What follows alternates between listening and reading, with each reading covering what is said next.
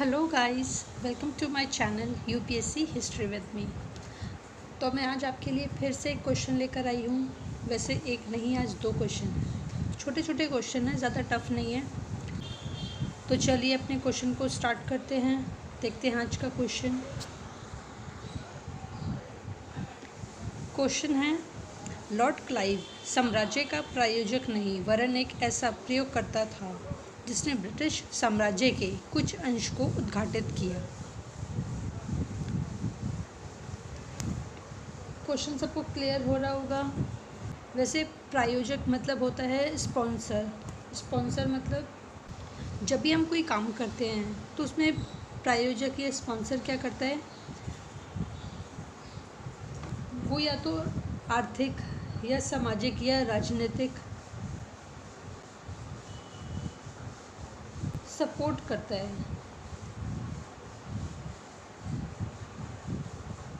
उसका प्रबंध करता है। इकोनॉमिकली हो गया या मतलब आर्थिक हो गया, राजनीतिक हो गया या सामाजिक हो गया, प्रबंध करता है। आंसर को देखते हैं।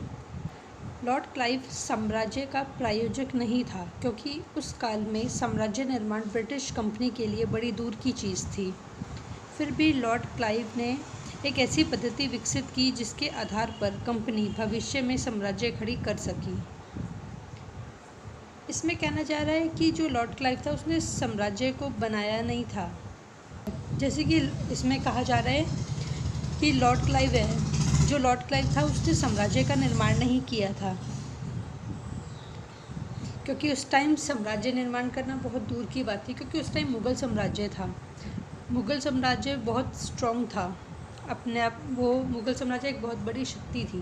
लेकिन जैसे ही औरंगजेब मरा उसके बाद सारी स्थिति बदलती गई और जो मुग़ल साम्राज्य था वो बिखरना शुरू हो गया। जो मुग़ल साम्राज्य था उनके सामने तो ब्रिटिश लोग कुछ कर नहीं सकते थे, पर जैसे मुग़ल साम्राज्य डिक्लाइन पर पहुंचा, समाप्त होने की कगार पे पहुंचा, तब लॉर्ड क्लाइव ने एक ऐसी पद्धति विकसित करी थी जिससे वह अपना साम्राज्य स्थापित कर सके। नेक्स्ट लाइन देखते हैं।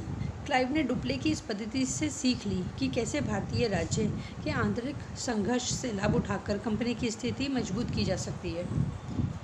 इसमें कहना चाह रहे हैं कि क्लाइव ने डुप्ले की जो पद्धति थी उससे सीखा कि किस तरीके से ने डुप्ले फ्रांसीसी की साइड से था, उन्होंने किस तरीके से हैदराबाद में और कर्नाटका में उन्होंने किस तरीके से हैदराबाद में जो नासिर जंग था उसको गद्दी से हटाया, और किस तरीके से उन्होंने मुजफ्फर जंग को सपोर्ट किया। वैसे ही कर्नाटका में था कि उन्होंने कैसे अनवारुद्दीन को हटाया और चंदा साहिब को बिठाया, कि वो कैसे जो दो लोग लड़ रहे हैं उनके बीच में कैसे फ़ायदा उठा रहे हैं। अंग्रेज़ों ने भी यही देखा, क्लाइव ने भी यही देखा और उसने इसी तरीके से अपनी स्थिति को मजबूत किया। नेक्स्ट लाइन देखते हैं। क्लाइव ने यह सिद्ध कर दिया कि अगर भारतीय सिपाही को भी यूरोपीय मॉडल पर प्रशिक्षित करके आधुनिक अस्त्र शस्त्रों से लैस कर दिया जाए तो वे यूरोपीय सैनिक से पीछे नहीं रहेंगे। फिर अर्काट के घेरे तथा प्लासी के युद्ध के अवसर पर उसने यह सिद्ध कर दिया। इसमें भी यही कहना चाह रहे हैं कि अगर जैसे भारतीय सैनिक थे कि अगर उनको भी अच्छे से ट्रेनिंग दी जाए, यूरोपीय मॉडल पर जैसे प्रशिक्षित लोग थे उनकी, अगर भारतीय सैनिक को भी यूरोपीय मॉडल पर प्रशिक्षित किया जाए, मतलब उनको भी यूरोपीय मॉडल के अकॉर्डिंग सिखाया जाए, ट्रेनिंग दी जाए, प्रॉपर ट्रेनिंग हो उनकी, कैसे अस्त्र शस्त्र यूज़ करते हैं, किस तरीके से लड़ाई करनी है, दिया जाए तो वो भी बहुत अच्छे से लड़ सकते हैं। जैसे अर्काट के घेरे में हुआ था, प्लासी के युद्ध में हुआ था। सबको पता है प्लासी के युद्ध में क्या हुआ था, अर्काट के घेरे में क्या हुआ था। तो उसमें वो यही कहना चाह रहे हैं कि अगर भारतीय सैनिक को भी अच्छी सी ट्रेनिंग दी जाए, उनको भी सारे जो उनके पास ब्रिटिशर्स के पास जितनी अच्छी बंदूकें वगैरह थी वो सब अगर उनको चलाना सिखा दिया जाए तो वो भी अच्छे से लड़ सकते हैं। नेक्स्ट लाइन देखते हैं। क्लाइव ने बंगाल की दीवानी प्राप्त कर कंपनी के लिए निवेश की समस्या का हल किया। क्वेश्चन सबको क्लियर हो रहा होगा।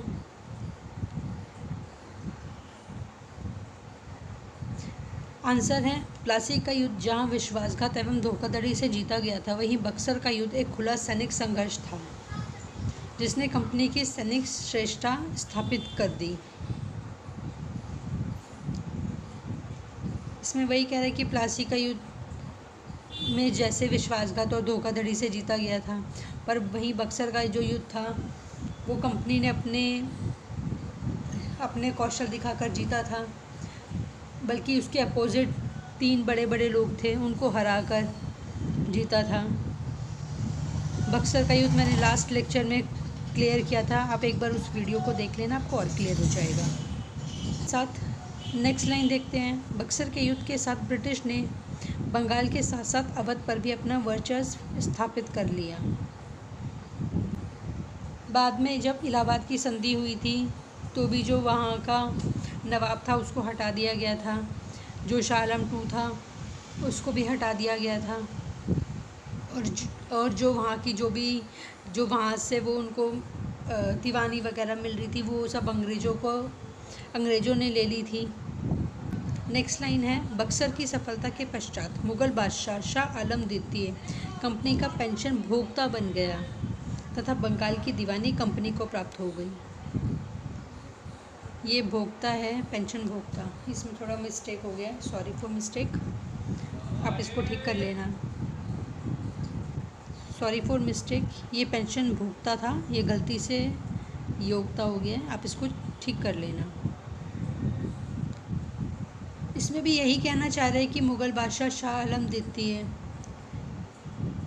कंपनी का भोक्ता बन गया था इलाहाबाद की संधि के बाद, कंपनी के संरक्षण में आ गया था, और जो बंगाल की कैसे बंगाल की दीवानी भी कैसे प्राप्त हो गई थी, ये सब पहले मैंने कराया हुआ है। बस ये था कि ये दोनों क्वेश्चन छूटे ना, ये भी एक्सप्लेनेशन में थोड़ा सा आ जाए, इसलिए मैंने ले लिया है। वैसे इस क्वेश्चन में ज़्यादा कुछ है नहीं समझाने को। तो आज के लिए इतना ही। आपको जो भी डाउट हो प्लीज़ कमेंट बॉक्स में लिखना, मैं नेक्स्ट टाइम उसको क्लियर करने की कोशिश करूँगी। अगर कोई चेंजेस चाहते हो तो भी बताना, मैं उसको भी लेकर आऊँगी।